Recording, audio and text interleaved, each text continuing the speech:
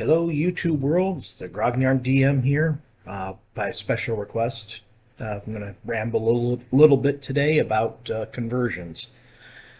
It is by no means a perfect process. Even companies that you would expect to employ mathematicians or statisticians like Wizards of the Coast didn't quite get conversion ideas correct. When third edition came out, they published a little booklet that would allow people with first and second edition characters to update them to the new system. And indeed,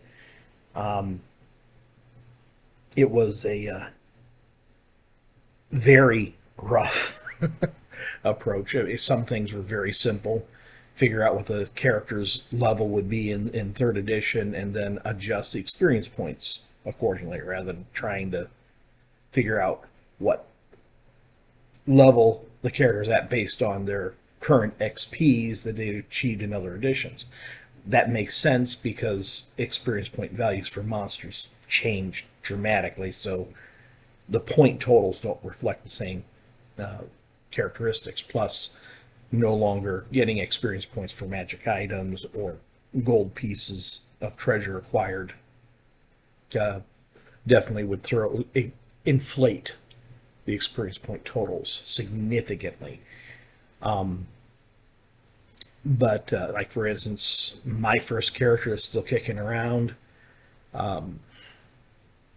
because of a few unusual things that happened in the play with the character, trying to model things off of Tolkien because he's kind of an Astari-like character. He was a magic user ranger, and in the 50s in both those levels, well, he would convert using the rules they established to a 70-something level character, whereas if we go back to first edition ways of figuring out level equivalency for a multi-class character, he would be in the 50s. So even WotC's conversion made him even more powerful, in a manner of speaking, and in terms of basic raw levels. And then also WotC, when they put out the open gaming license, did its D20 version of Star Wars. And when they put that out in that booklet, there was the rule book, there was a suggested conversion approach to take a character from the West End D6 game system to the WotC D20. And that was very rough, very approximate. And in consequence, my character that was a Jedi in training, he had basically about 5 dice in all of his force skills in the West End game system, and about 7 dice in lightsaber. Especially given how varied that character had been. Character point wise, he was about, I think one of my fellow players calculated about 325 character points invested over the play of the character. He wound up being something like 25th level or 26th level, which seems a little high for somebody who's not yet even achieved becoming a Jedi Knight, which in that system was right around 7th level for a Force user. And then my other character that was, the basic concept was the Shadow in Star Wars. Somebody who was old enough to remember the Old Republic and things like that. He wound up being 45th level. Both of those characters are immediately epic level in the D20 system. And it really did kind of break both those characters. Another reason why I tend to prefer to run the D6 game rather than do a D20 for that system. So, generally speaking, you look at conversion notes and things like that. How do you get back to it? And sometimes you're retrofitting. Like for my first edition AD&D World Talav, there were an awful lot of Pathfinder things that I really liked, which is basically built on the third edition rule system. So I just simply backtracked what they did for their conversion notes. Instead of converting to third edition, I was taking third edition and retrofitting to first and second edition. When it comes to the Star Wars D6, retro converting to that, good luck, because it was very approximate. And the thing is, you're dealing with different probabilities. All your probabilities are in the D6 game are based off of 3.5, which is the median for a D6 roll. 3 or 4, 3 plus 4 is 7, divided by 2 is 3.5. And how many of those multiples can you anticipate an average result being? That gets into a level of statistics that I would be willing to say most gamers either don't want to go into or are unskilled to go into. So sometimes there's a certain amount of intuitive guesswork. You can always play test to figure out, is my conversion working well? Some systems are very easy to do the conversions for. You know, D20 is kind of the gold standard now. Has been for 23 odd years. And that's basically a percentile-based system when you get right down to it. You're not rolling percentile dice, but each pip on a 20-sided die is a 5% probability. So if you're going from D20 to a D100, like I was doing with taking Hackmaster and creating an engine for the fastest Star Trek game, you just simply multiply everything by 5. Conversely, if you want to take a Rollmaster character and convert him to a D20-based character, you divide by 5. So those are fairly simple conversions to make. But yeah, if you're going from, say, a D6-based game, like the West End game Star Wars, to a Rollmaster, or a FASA Star Trek system, it gets a little bit into the weeds, because you're going from multiples of 3.5 to 100s.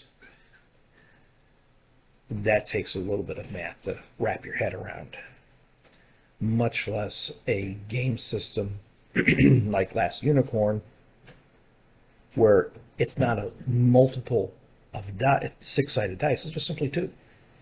You're rolling 2 six-sided dice, not 10 or 7 or something like that.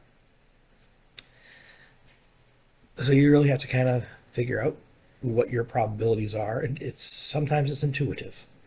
If you're a mathematician, you can get paper and pencil out and know exactly how to compute these probability curves and so on. God bless you. Most of the gamers I know are not that advanced in their mathematical skills.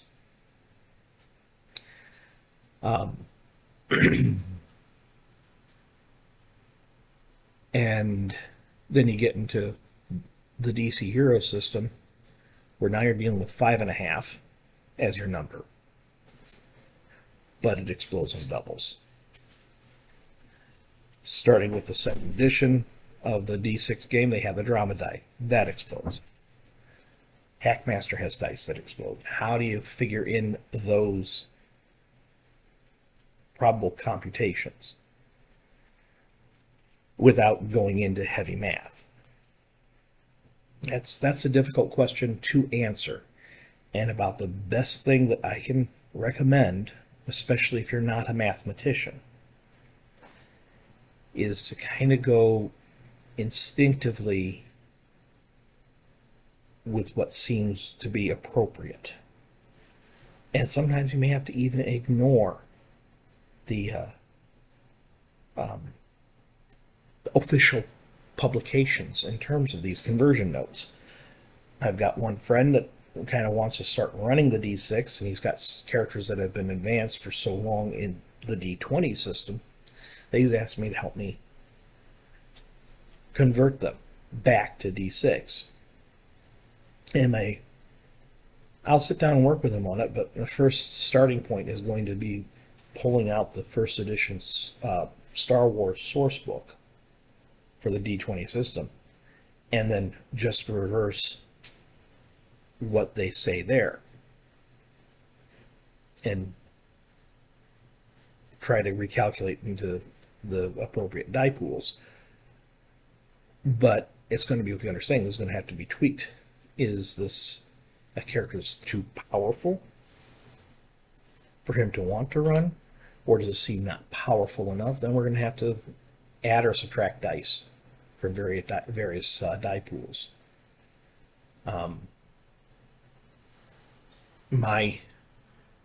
He's impressed by my reverse engineering of Pathfinder creatures to first edition D&D, but I had something that was similar system to similar system.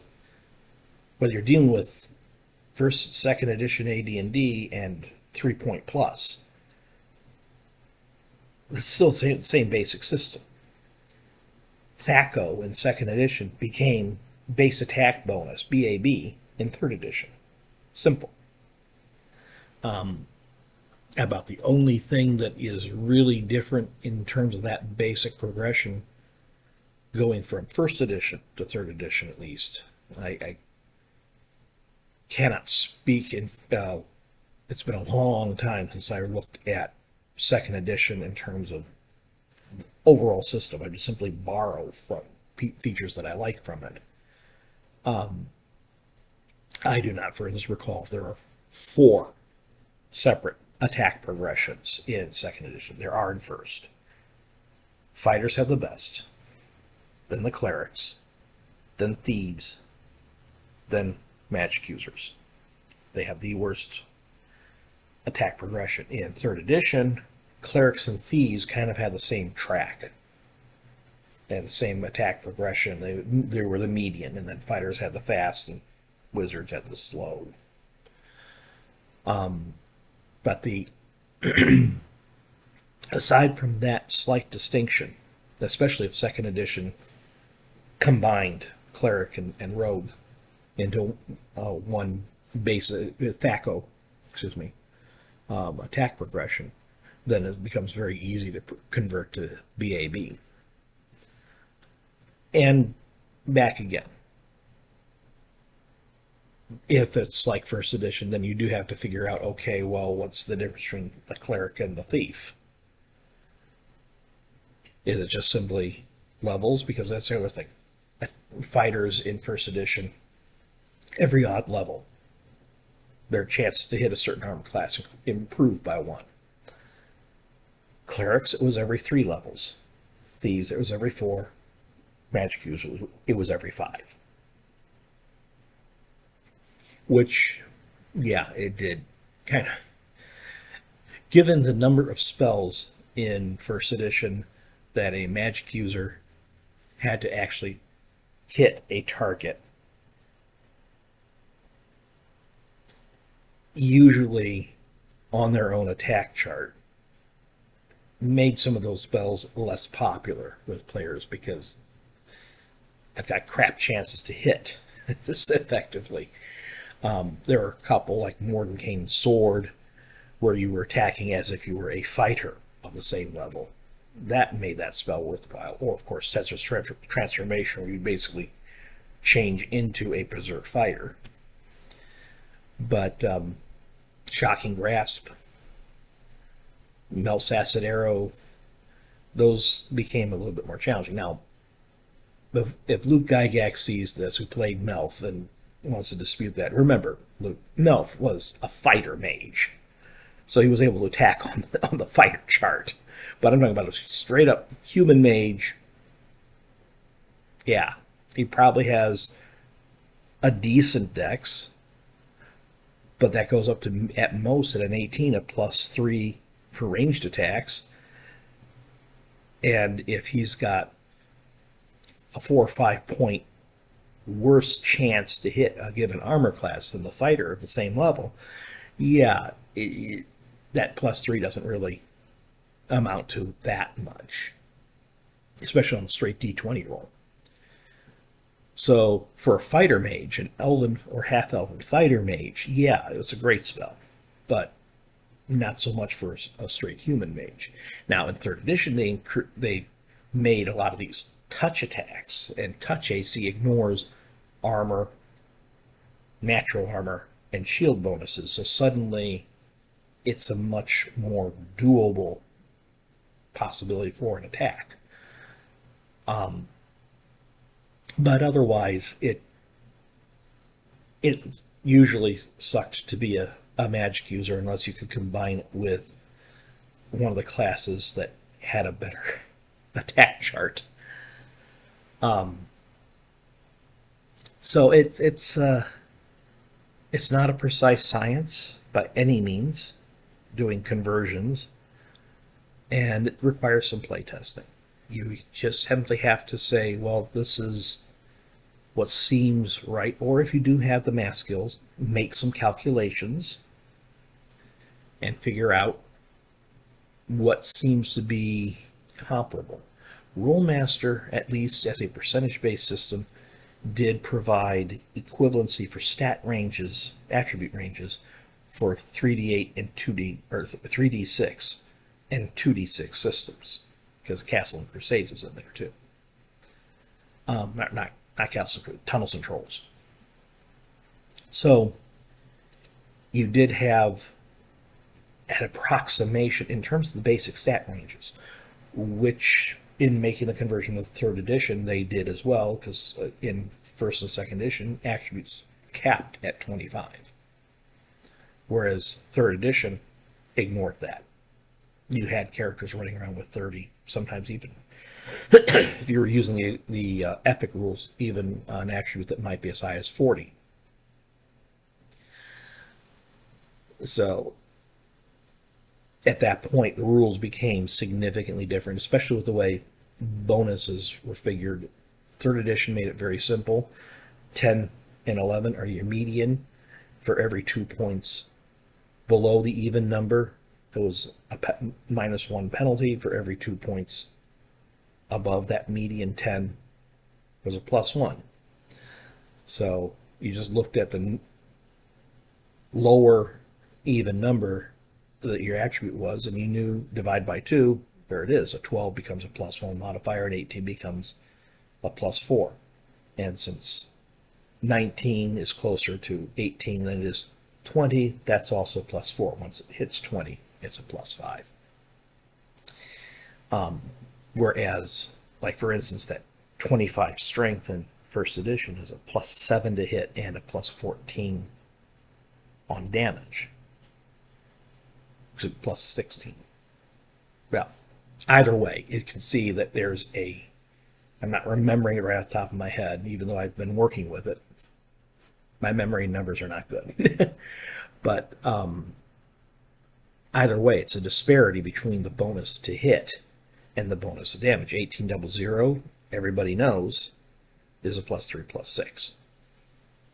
So you look at the above 18 values, and it's still not consistent.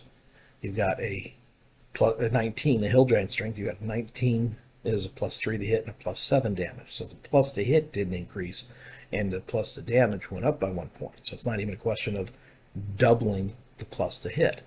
A 17 is a +1, +1.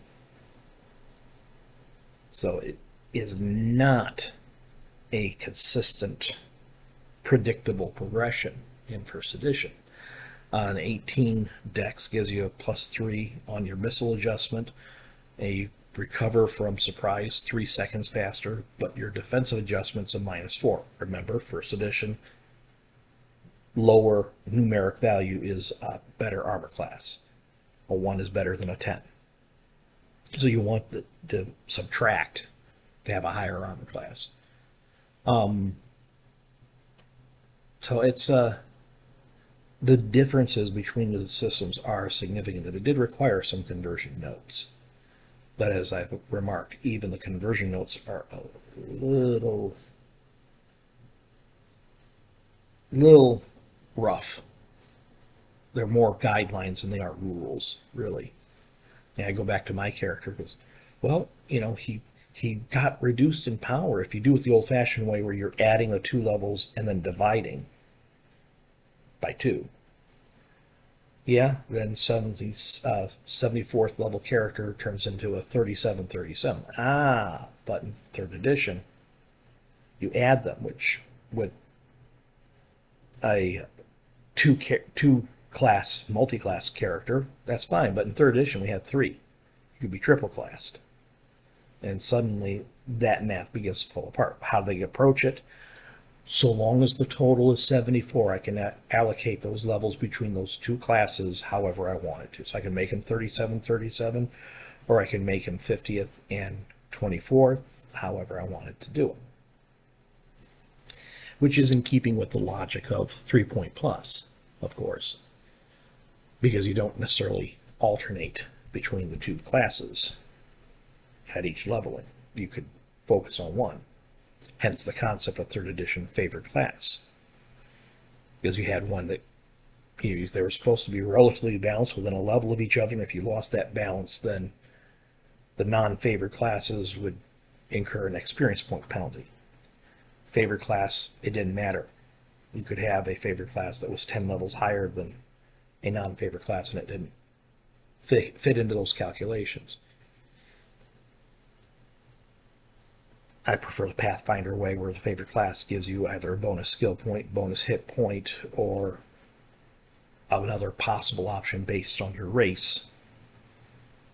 But they didn't calculate that for all the myriad of races that they have as player character races in Pathfinder. So usually most people just focus on the bonus hit point or the bonus skill point.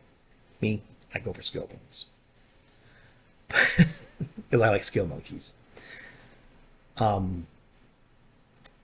But by and large, the easiest conversions you are going to make, either forward conversions or retrofits, are when the mathematical bases are the same, such as D20 to percentile base or backwards. It's still not going to be exact because, for instance, in D&D, attribute bonuses apply to the attributes, and then the bonuses derived from the attributes are what you play with. Whereas in Rollmaster, attribute bonuses are applied to skill checks, and the bonus derives on a certain range with the attributes. Like, for instance, a 90 to a 94 is a plus 10, whereas you're at plus 5 forever from 89 to, I think it's 75. So it's not even an even spread in terms of the attribute bonuses. So at that point, and again, racial bonuses do not impact the attribute. Dwarf in 1st edition gets a +1 to con. In Rollmaster, because it's about skills, the dwarf has a static bonus that is applied to the attribute-based checks. So if he's got a +15 to con, you don't add it to the stat that he rolled. His 86 suddenly doesn't become a 101. He's still got an 86, so he's got a +5 stat modifier to his skill checks, and then he's got a dwarven +15 modifier to those same skill checks, so he gets a +20. Different from modifying stat, much different. Because that 101, if it did, that 101 con would give him a +30 to con base checks, not a +20. So it's a small difference, but it's a significant as far as the gameplay itself is concerned. So you've got to take those things into consideration as well. So it's not just simply a matter of, well, this dwarf has a 100 con, divide that by 5, and it's a 20. Yes. And his skills, as you translate them into first edition non-weapon proficiencies, are not going to be 3 points higher, 15 divided by 3. And his con is going to be a 20, which has its own plus 5 hit point adjustment if he's a fighter type. Otherwise, it's still a plus 2, which is another change, significant change from first edition to third edition, as well as another significant, much more significant change from D&D to Rollmaster. And the magic system is completely different going from Rollmaster to D&D.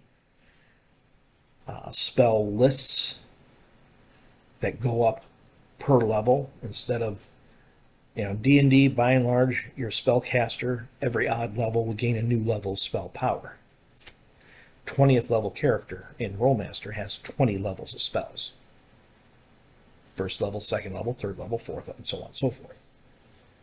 And then to make things even more fun, some spell lists in Rollmaster skip levels. Like you could have the first 10 levels, you could only have like 7 spells on that list. There are some levels where you don't get any spells then. And it's spell points as opposed to spells prepared per day. So it's the magic system is markedly different, that it's not just simply a divide everything by 5 to have a Rollmaster character turned into a first level or first edition character. You have to take a look at the spell lists and determine. You can create new spells. There's always that possibility, but then it's a much more limiting system in terms of how many spells a day can that wizard cast. So again, I'm a grognard for a reason. I much prefer being an arbitrator of the rules than a servant of the rules. I know how different they can be from game system to game system in terms of the inherent logic behind them. And I may not be a mathematician, but I am a logician. So that may be a key for some people that want to make extreme system conversions. What's logical? What is the logic behind the rules of the one system and the logic behind the rules of another system? Where do you put the benchmarks for different types of power? Like, for instance, in D6, they never really had a threshold. If you get this many dice, you are a Jedi Knight. And you get to this many dice, and you are a Jedi Master. Never really had that. Whereas the D20 system, if you're 10th level as a Jedi, you are a Jedi Knight. Master, I forget if it's 10th or 11th level, but again, you're a Jedi Master once you're at 10th or 11th level. You could just simply say, well, you're about 1/3 of the way through a 20-level progression, so that makes it possible. You could also say in the D6 that, okay, well, let's say 7 dice in all 4 skills and your lightsaber skill. You're a Jedi Knight. I would actually go more towards 10 dice, because you look at the way that system goes and how it runs, especially with force skills. Doing Effect Mind, you are effectively taking 3 actions in 1 round, so you're minus 2 dice on all your skills.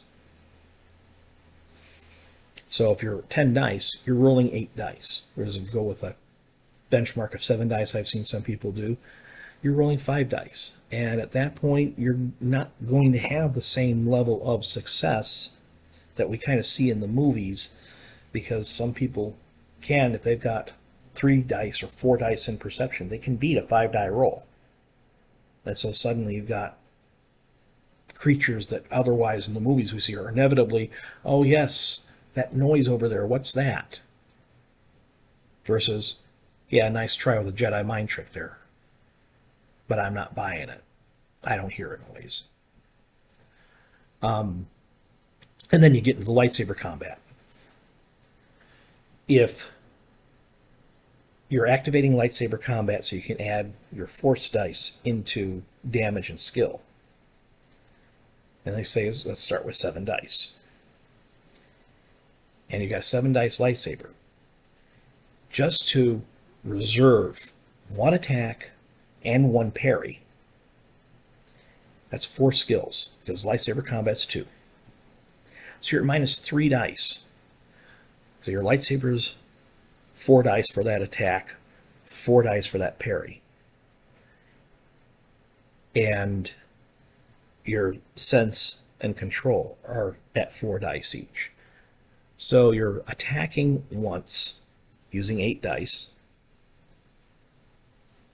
where your sense get added to your lightsaber. And you're defending once at 8 dice. And if you hit, you're rolling 9 dice. Control plus the lightsaber's 5 dice. Luke Skywalker should have been defeated more soundly in Empire Strikes Back than he was. Just based on those die totals, because Darth Vader was suffering the same penalties and had only around 10 or 11 dice. But Luke didn't even have 7 dice in all of his skills. So it really should have been a very one-sided fight. And Return of the Jedi, not even close to what we saw. So Darth was bringing a lot of force points, and Vader wasn't. But so it's harder in the D6 game to run a cinematic lightsaber duel with all of the number of attacks and counters that we see in some of those scenes. If you keep it similar to the D20 approach, where 7th level, 7 dice, not quite so hard and fast. Maybe that lightsaber, if you go 7 dice on the 4 skills, maybe the lightsaber skill should be at like 10 or 11 dice, so at least that has a higher base. And then your 4 skills being added in aren't as significant. But if you go 10 dice to be a knight in all the 4 skills and that lightsaber skill, now you've got somebody who's showing some significant skill at making multiple attacks and parries in one round and still having some success on both ends. So there's an awful lot of gut instinct that goes into making conversion. There's also an analysis of the basic logic behind the 2 systems. And if you really, really, really want to perfect your conversion technique, take a couple of classes in statistics and probability analysis. And most people don't want to do that much work. So we go back to what seems right. Playtest, playtest, playtest. Because there are some things where I think even just running my D&D game, my Pathfinder retrofit might be a little overpowered. I might need to include in this retrofit some of the class edition options and retrofit those into the basic D&D classes. But, that's based on playing it. So there is no substitute at all for playtesting, because your logic might be off, your gut instinct might be off, your math might be off. Playtest everything. This is one thing that Paizo, the publisher of Pathfinder, did so phenomenally well, and why their first edition took off and really eclipsed 3rd edition D&D. 4th edition, a candle would eclipse that, but 3.5 got totally eclipsed by what Pathfinder did. because they did a playtest in company, and then they threw out an open playtest. You just simply say, yeah, I want to be part of the beta test. They emailed you PDFs of all the main books and some sample adventures, and you ran it and you filled out a response form. And they used that. And believe me, the published first edition Pathfinder was much different from the beta test that I played in. There were some things that they cut out that I kind of wish they kept, but overall it was a very playable game, and I speak of it in the past tense because, of course, they're now in second edition. But the playtesting is king in role-playing games. I don't care what the base system is. I don't care what the basic logic is, what the mathematical basis is. If you haven't playtested it, you really don't know. And so when you do a playtest, as a DM, I would recommend to you to be clear with your players. I'm playtesting some new ideas. Do not put these in your head canon yet, because these may turn out to be way too powerful, or this may be way underpowered. And as a group, discuss it. What are the results? How did they feel about that conversion? Did it make their characters seem too powerful? Was the adventure too easy for them to go through? There was just no real thrill of that adventure, just rolling a bunch of dice?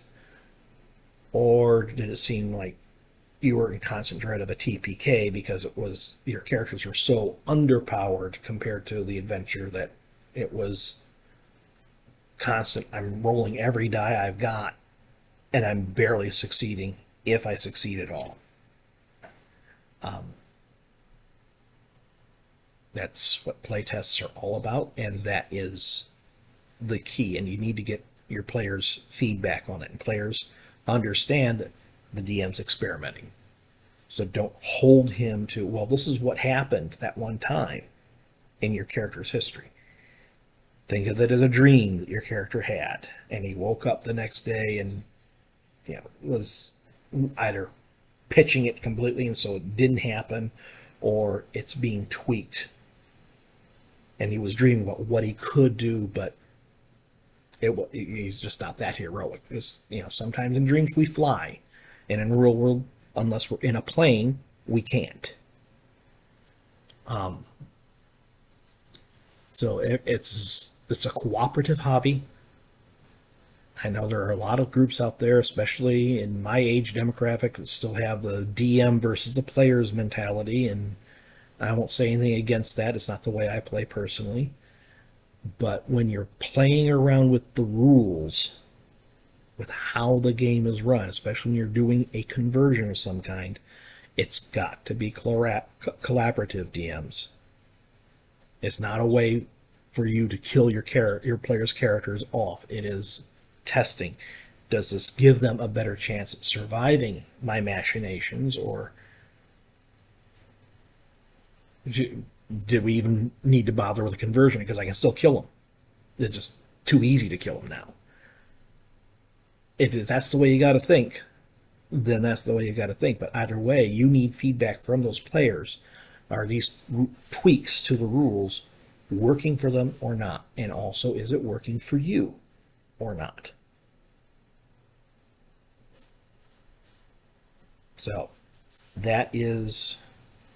those are my thoughts on conversions. I have no problems with them. I do them all the time because I love mashups. My favorite campaign that I played in was a fastest Star Trek game, which had a stable black hole. It took us to the Star Wars galaxy and make it come to us as well. And so and in the Star Wars galaxy, we established that there was a D&D world that was basically Middle Earth. Empire was known for abducting creatures from such technological backwaters and using them as slaves.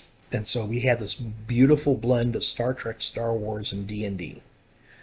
I loved it.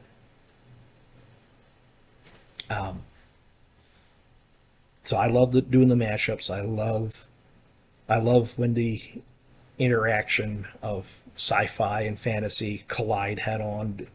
Do they work together? Do they work against each other? How does technology and magic relate? Those are philosophical questions I love to play around with. I'm a big fan of the movie Crawl, which is about as sci-fi fantasy blend as you can get in movies. First edition Pathfinder has technology in addition to the magic. So in my current campaign world, yes, I have a techno-mage enclave from Babylon 5 on my fantasy world. It's very hidden, and my players don't even know where it is, and that's fine. But they've encountered a techno-mage, and it's been identified as such, so I'm not giving any secrets about that aspect of my campaign away. So there are my thoughts on conversions. Play around. That's part of the nature of the hobby. I encourage it. I think it can be magical when it's right. It's just getting to where it's right. That is the journey. So until the next time, once again, I am open. This entire topic was mentioned and inspired by somebody who gave me some feedback. So if you have a particular topic that I haven't addressed that you'd like me to talk about, go ahead and leave it in the comments below this video, or reach out to me on Facebook and hit me up. In the meantime, I'll continue thinking about things that I'd like to discuss, and we'll continue chatting in future videos. And until then, may all your hits be crits.